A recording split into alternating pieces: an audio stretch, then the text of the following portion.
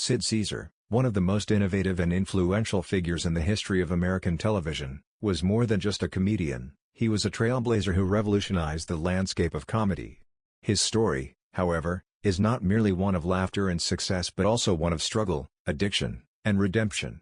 Born Isaac Sidney Caesar on September 8, 1922, in Yonkers, New York, Sid grew up in a family that embodied the immigrant experience in America. His parents, Max and Ida Caesar, were Jewish immigrants from Eastern Europe, who worked tirelessly to provide for their three sons. Max ran a small restaurant where young Sid would entertain customers with his natural flair for mimicry and humor, sowing the seeds of a career that would one day captivate millions. Sid Caesar's childhood was marked by the dual influences of hard work and humor. Growing up in Yonkers, a bustling suburb of New York City, Sid was surrounded by a melting pot of cultures and languages. This rich environment would later inform his comedic style, which was characterized by its brilliant use of gibberish that mimicked various languages, an ability he honed while observing the diverse clientele in his father's restaurant. From a young age, Sid understood the power of laughter. He discovered that humor could bridge cultural divides and bring people together, regardless of their background.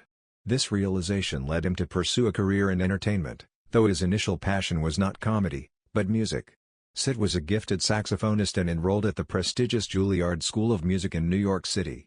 However, his path soon veered towards comedy, a decision that would change the course of his life, and television history, forever. Sid's comedic talents were put on hold when World War II broke out. He enlisted in the United States Coast Guard, where his musical abilities earned him a spot in a military band. It was during this time that Sid's comedic genius began to emerge. Stationed in Brooklyn, he was assigned to the Coast Guard's touring revue, Tars and Spars, where he quickly became the star of the show. His natural ability to entertain and his sharp comedic instincts made him a favorite among his fellow servicemen. The experience of performing in Tars and Spars was transformative for Sid. It was here that he developed his unique comedic style, blending physical comedy, satire, and his trademark double talk, a playful mimicry of various languages that sounded authentic but was entirely nonsensical. This period also introduced him to the rigorous demands of live performance, an experience that would serve him well in the years to come. The birth of television comedy, Sid Caesar's rise to stardom. After the war, Sid Caesar returned to New York with a newfound confidence and a clear direction. He began performing in nightclubs, where his unique brand of humor quickly caught the attention of producers and audiences alike. His big break came in 1949 when he was cast in the Admiral Broadway Revue, a television variety show that paired him with Imogene Coca, another rising star. The show was short-lived, but it was enough to showcase Sid's talents to a national audience. The true turning point in Sid's career came in 1950 with the debut of Your Show of Shows. Broadcast live on Saturday nights, this 90-minute variety program became an instant hit and is now considered one of the greatest television shows of all time. Your Show of Shows was groundbreaking in many ways. It combined sharp, sophisticated humor with physical comedy, sketch routines, and musical numbers, all performed live before a studio audience. The show was a tour de force, and at the center of it all was Sid Caesar, whose performances were nothing short of legendary.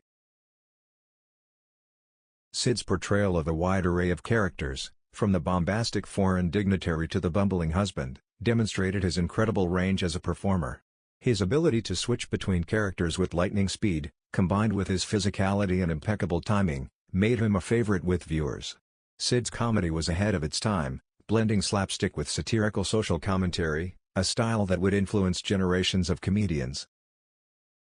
Behind the scenes, Your Show of Shows was a proving ground for some of the greatest comedic minds of the 20th century.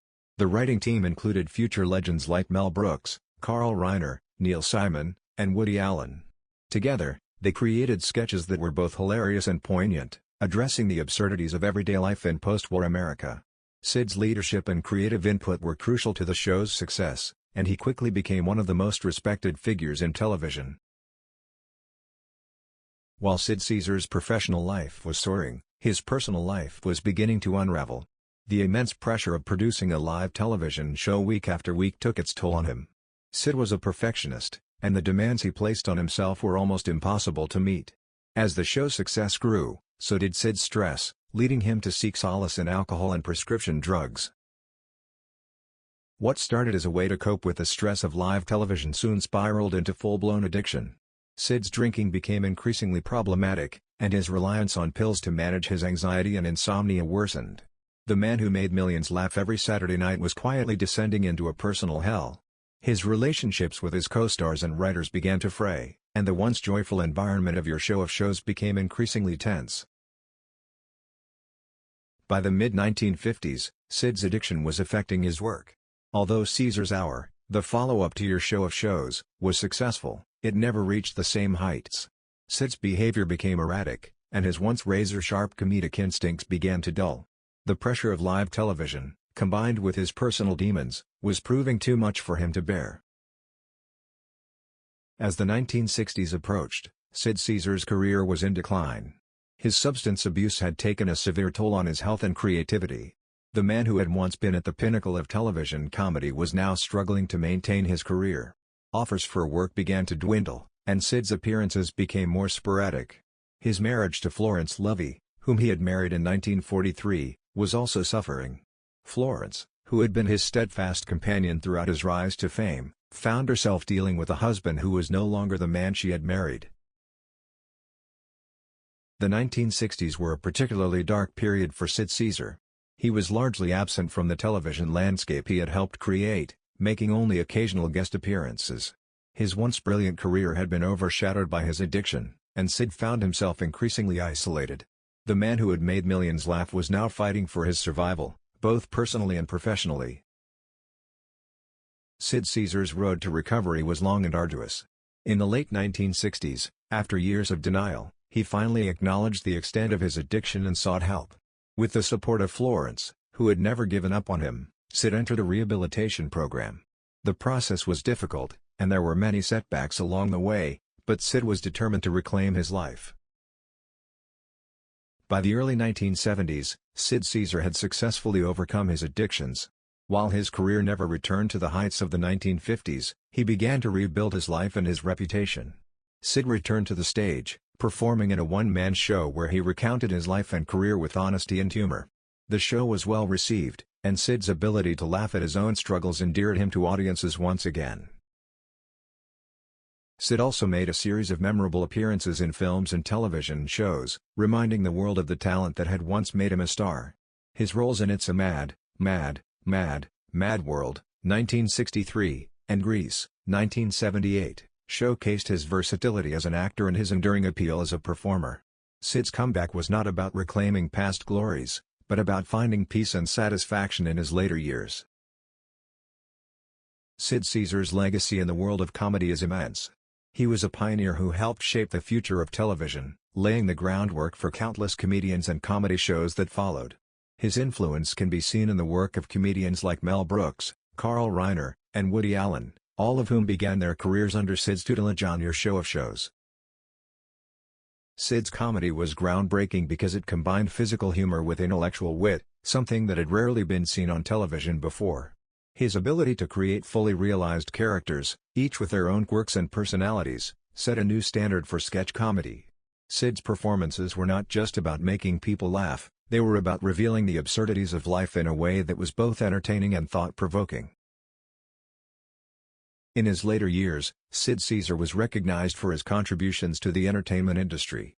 He received numerous accolades, including a star on the Hollywood Walk of Fame and several Lifetime Achievement Awards.